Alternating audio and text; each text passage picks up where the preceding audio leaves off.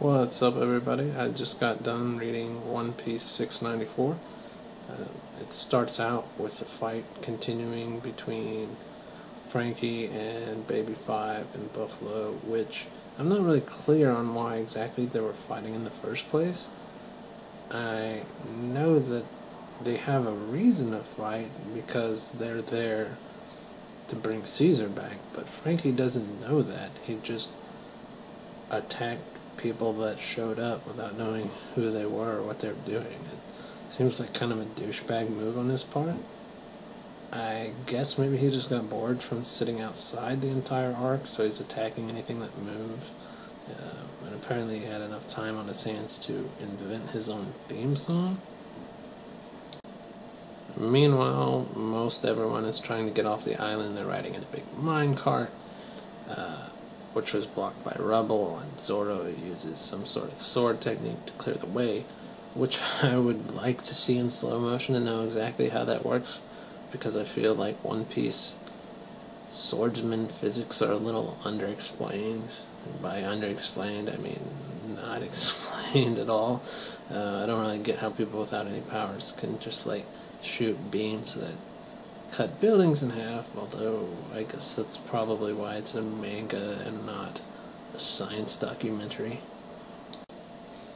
Anyway, so Monet is about to blow the island up, and Doflamingo is talking to Virgo, saying, "Hey, it's been nice knowing you, sorry about this," before he gets blown up, which seems a little out of character for him. Up to this point, he's just been kind of a dick in most of the scenes that he's been in. Like, I remember in the Marineford arc, him chopping off Orr's foot. It just seemed like really cruel. He seemed really powerful too, but he didn't seem like the kind of person that would care about his subordinates dying. At least you wouldn't have guessed that from earlier chapters. So Monet is about to blow the island up, but just before she hits the doom switch, Caesar, who thinks he has Smoker's heart, stabs it, and then Davy Jones dies. Okay, actually it was Monet's heart, and she collapses and dies just before she can hit the button, blowing everyone up. And at this point, Doflamingo starts freaking out because the island didn't blow up. He's trying to find out what happened on the phone.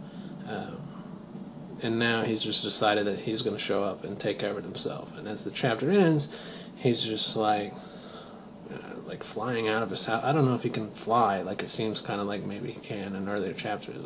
Maybe he was just gliding around. I don't really know exactly what his powers are, but he seems like kind of a badass. I think in previous chapters, what are his abilities? He has some sort of mind control where he can manipulate people by waving his fingers around, some sort of cutting thing, like he cut off Crocodile's head and he cut off Orr's foot. So he seems like a pretty tough guy. I don't really expect that.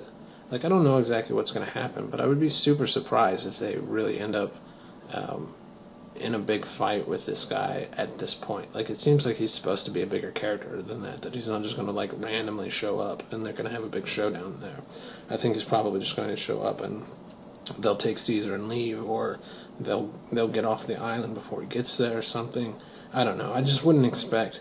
It would seem super out of the blue if he just showed up and they just had a battle to the end at this point. It would be really weird. I think that's going to come much later in the story, just because of how much they've built him up, making him seem like he's going to be a character that's going to be around until the end.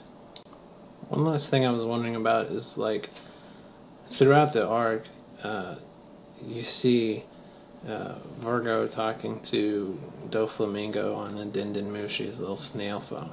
And the snail itself has the Doflamingo sunglasses on and the feather mane, and you've seen this in some other chapters before, but it's usually not such distinct characteristics. And I was just wondering, is this something that's just supposed to make it easier for the reader to follow who is talking, or is it something the characters are doing just to try and keep their shit straight? Does Virgo have multiple snails? He has one that looks like his wife, and one that looks like Doflamingo so that he's just like, oh, boss is calling. I don't know.